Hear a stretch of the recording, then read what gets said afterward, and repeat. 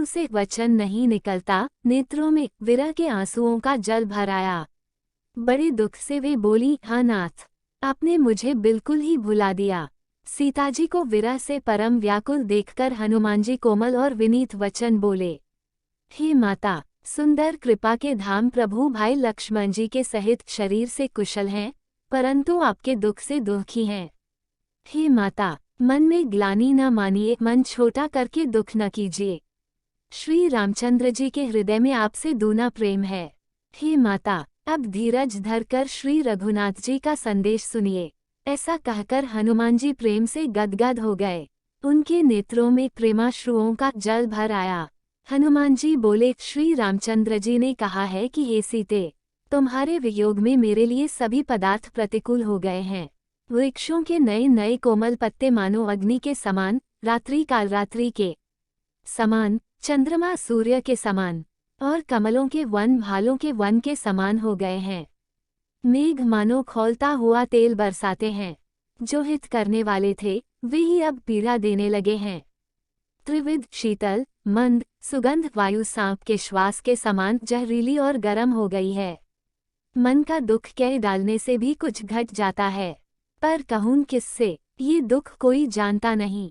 हे प्रिय, मेरे और तेरे प्रेम का तत्व रहस्य एक मेरा मन ही जानता है, और वो मन सदा तेरे ही पास रहता है। बस मेरे प्रेम का सार इतने में ही समझ ले।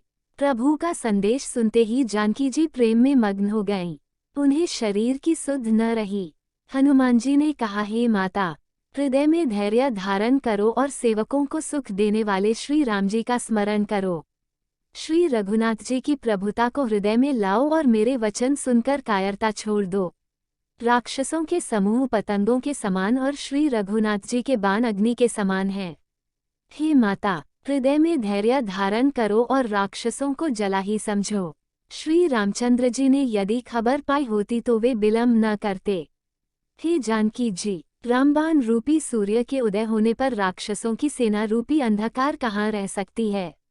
हे माता, मैं आपको अभी यहाँ से लेवा जाऊं, पर श्री रामचंद्र जी की शपथ है, मुझे प्रभु उनकी आज्ञा नहीं है।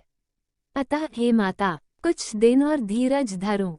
श्री रामचंद्र जी वानरों सहित यहाँ आएंगे और राक्षसों को मारकर आपको ले जाएंगे। नारद आदि ऋषि मुनि तीनों लोकों में उनका यश लगाएंगे। सीताजी ने कहा, हे पुत्र, सब वानर तुम्हारे ही समान नन्हे नन्हे से होंगे, राक्षस तो बड़े बलवान योद्धा है। अतः मेरे हृदय में बड़ा भारी संदेह होता है कि तुम जैसे बंदर राक्षसों को कैसे जीतेंगे।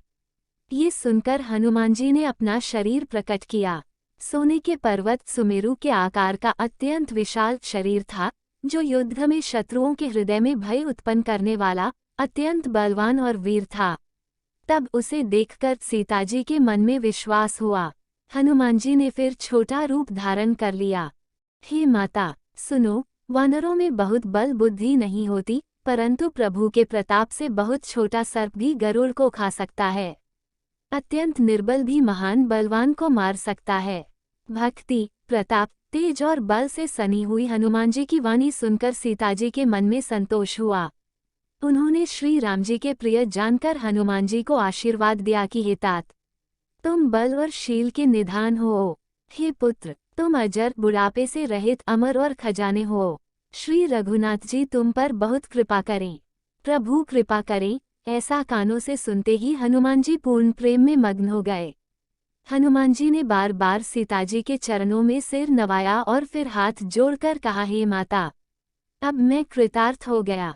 आपका आशीर्वाद अमोघ अचूक है, ये बात प्रसिद्ध है। हे माता, सुनो, सुंदर फल वाले वृक्षों को देखकर मुझे बड़ी ही भूख लगाई है। सीताजी ने कहा, हे बेटा, सुनो, बड़े भारी योद्धा राक्षस इस वन की रखवाली करते हैं। हनुमान जी ने कहा, हे माता, यदि आप मन में सुख माने प्रसन्न होकर आज्ञा दे तो मुझे उनका भय तो बिल्कुल नहीं है। हनुमान जी को बुद्धि और बल में निपुण देखकर जानकी जी ने कहा, जाओ हे तात, श्री रघुनाथ जी के चरणों को हृदय में धारण करके मीठे फल खाओ। वे सीताजी को सिर नवाकर चले और बाग में घुस गए। फल खाए और वृक्षों को तोड़ने लगे। वहां बहुत से योद्धा रखवाले थे। उनमें से कुछ को मार डाला और कुछ ने जाकर रावण से पुकार की और कहा, हे नाथ, एक बड़ा भारी बंदर आया है। उसने अशोक वाटिका उजाड़ डाली, फल खाए, वृक्षों को उखाड़ डाला और रखवालों को मसल मसल कर जमीन पर डाल दिया। ये सुनकर रावण ने बहुत से योद्धा भेजे। उन्हें देखकर हनुमान जी ने गर्जना की। हनुमान जी ने सब राक्षसों को मार डाला, कुछ जो अधमरे थे चिल्लाते हुए गए। फिर रावण ने अक्षय कुमार को भेजा। वह असंख्य श्रेष्ठ योद्धाओं को साथ लेकर चला। उसे आते देखकर हनुमान जी ने एक वृक्ष हाथ में लेकर ललकारा और उसे मारकर महाध्वनि बड़े जोर से गर्जना की।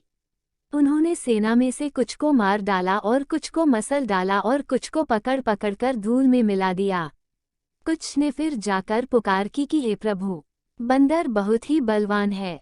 पुत्र का वध सुनकर रावण क्रोधित हो उठा और उसने अपने जेठे पुत्र बलवान मेघनाद को भेजा। उससे कहा कि हे पुत्र, मारना नहीं, उसे बांध लाना। उस बंदर को देखा जाए कि कहाँ का है। इंद्र को जीतने वाला अतुलनीय योद्धा मेघनाद चला। भाई का मारा जाना सुन उसे क्रोध हो आया। हनुमान जी ने देखा कि अब की भयानक योद्धा आया है। तब वे कटकटाकर गरजे और दौड़े। उन्होंने एक बहुत बड़ा वृक्ष उखाड़ लिया और उसके प्रहार से लंकेश्वर रावण के पुत्र मेघनाद को बिना रथ का कर दिया। रथ को तोड़कर उसे नीचे पटक दिया। उसके साथ जो बड़े बड़े योद्धा थे उनको पकड़ पकड़कर हनुमान जी अपने शरीर से मसलने लगे। उन सबको मारकर फिर मेघनाद से लड़ने लगे। लड़ते हुए वे ऐसे मालूम होते थे मानो दो गजराज श्रेष्ठ हाथी भिड़ गए हों। हनुमान जी उसे एक घूंसा मारकर वृक्ष पर जा चढ़े। उसको क्षणभर के लिए मूर्छा आ गई। फिर उठकर उसने बहुत माया रची, परंतु पवन के पुत्र उससे जीते नहीं जाते। अंत में उसने ब्रह्मास्त्र का संधान प्रयोग किया। तब हनुमान जी ने मन में विचार किया कि यदि ब्रह्मास्त्र को नहीं मानता हूँ तो उसकी अपार महिमा मिट जाएगी। उसने हनुमान जी को ब्रह्मांड मारा, जिसके लगते ही वे वृक्ष से नीचे गिर पड़े, परंतु गिरते समय भी उन्होंने बहुत सी सेना मार डाली। जब उसने देखा कि हनुमान जी मूर्छित हो गए हैं, तब वो उनको नागपाश से बांध कर ले गया। शिवजी कहते हैं, हे भवानी सुनो, जिनका नाम जप कर ज्ञानी विवेकी मनुष्य संसार जन्म मरण के बंधन को काट डालते हैं, उनका दूत कहीं बंधन में आ सकता है।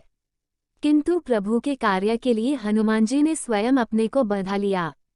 बंदर का बांधा जाना सुनकर राक्षस दौड़े और कौतुक के लिए, तमाशा देखने के लिए सब सभा में आए।